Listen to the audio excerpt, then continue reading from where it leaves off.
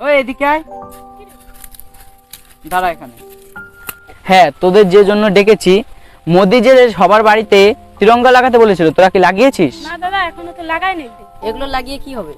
তোরা কি জানিস এই পতাকা ও দেশ স্বাধীনের জন্য ভারতের কত বীর পুরুষেরা প্রাণ ত্যাগ করেছেন? তাহলে শোন, ওদের মধ্যে থেকেই তিনজনের গল্প বলছি তোদের। বিনয়, বাদল, দীনেশ।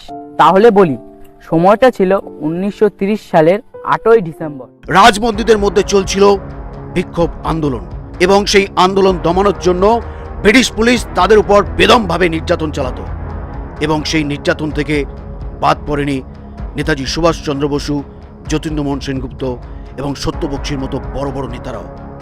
এই নির্মম নিষ্ঠুর অত্যাচারের খবর পরিচালনার দায়িত্ব নিলেন বিপ্লবী বিনয় বসু এবং তার সঙ্গী হলেন আরও দুজন নির্ভীক যুবক, দীনেশ গুপ্ত এবং বাদল গুপ্ত। ঘটনাচক্রে এই তিন বন্ধুই রাইটার্স বিল্ডিং আক্রমণের দায়িত্ব নিলেন। বিপ্লবীদের টার্গেট ছিল কারা বিভাগের ইন্সপেক্টর কর্নেল সিমসনকে, যিনি বসতেন রাইটার্স বিল্ডিংয়ে। ইউরোপীয়দের মতো গটগট করে ভিতরে ঢুকে গেলেন। বিল্ডিংয়ে ঢোকা মাত্রই প্রত্যেকের চোয়াল শক্ত হয়ে উঠল। চোখের দৃষ্টিতে প্রতিশোধের আগুন। বিদ্যুতের গতিতে সিঁড়ি পেরোতে লাগলেন। তাদের লক্ষ্য ছিল বড় বড় আমলাদের ঘরের দিকে। কারা বিভাগের ইন্সপেক্টর জেনারেল সিমসন তখন নিজের ঘরে এক মনে কাজ করছিলেন। তিনি ঘুণাক্ষরেও টের পাননি তার সামনে কি ভীষণ বিপদ দাঁড়িয়ে আছে। বেলা ঠিক 12টা তখন। তারা সিমসনের চাপড়াচিকে ঠেলে কামরার ভিতরে প্রবেশ করলেন। হঠাৎ পদধ্বনি শুনে কর্নেল তাদের দিকে তাকান। অবাক বিস্ময়ে দেখতে পান সম্মুখে মিলিটারি পোশাক পরে তিনজন বাঙালি যুবক রিভলভার হাতে দাঁড়িয়ে আছেন। মুহূর্তের মধ্যে বিনয়ের কণ্ঠে ধ্বনিত হয়, pray to God colonel, your last hour is coming. কথাগুলি উচ্চারণের সঙ্গে সঙ্গে 3টি রিভলভার থেকে 6টি গুলি সিমসনের শরীরে চালিয়ে দেন তারা। সিমসন লুটিয়ে পড়ে মেঝের উপর। এরপরই গুলির আঘাতে আহত হন মিস্টার নেলসন। এলো পাথারি গুলি বর্ষণ করতে করতে বিপ্লবীদের পরবর্তী লক্ষ্য হোম সেক্রেটারি আলবিয়ানের ঘরের দিকে এগিয়ে যান।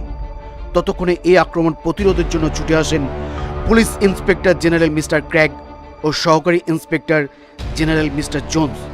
তারা কয়েক রাউন্ড গুলিও ছোড়েন, কিন্তু বিনয়, বাদল, দীনেশের বেপরোয়া গুলির মুখে তারা দাঁড়াতে পারলেন না। প্রাণ নিয়ে পালালেন। সমস্ত রাইটার্স বিল্ডিং জুড়ে তখন এক বিভীষিকাময় রাজত্ব। চারিদিকে শুধু ছোটাছুটি। কে কোন দিকে পালাবে খুঁজে পায় না। চতুর্দিকে শুধু একটাই চিৎকার, বাঁচতে চাও তো পালাও। কে তিনজন বাঙালি তরুণ, হাতে শুধু 3টি রিভলভার, আর অপরদিকে রাইফেলধারী সুশিক্ষিত গোর্খা বাহিনী। আরম্ভ হলো অলিন্দ যুদ্ধ। গুলি বর্ষণ করতে লাগলেন শত্রুকে লক্ষ্য করে। যতক্ষণ পর্যন্ত বিনয়, বাদল, দীনেশের হাতে গুলি ছিল ততক্ষণ কেউ তাদের আক্রমণ করে প্রতিহত করতে পারেননি। এক পর্যায়ে তাদের গুলি নিঃশেষ হলো। গোর্খা ফৌজ অনবরত গুলি বর্ষণ করে চলল। তখন তিনজন বিপ্লবী একটি শূন্য কক্ষে প্রবেশ করে সঙ্গে আনা সায়ানাইড বিষের পুড়িয়াগুলি মুখে দিলেন।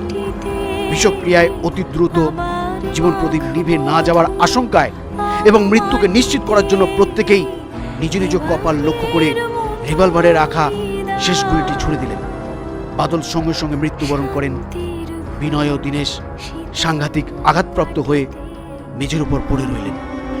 1947 সালে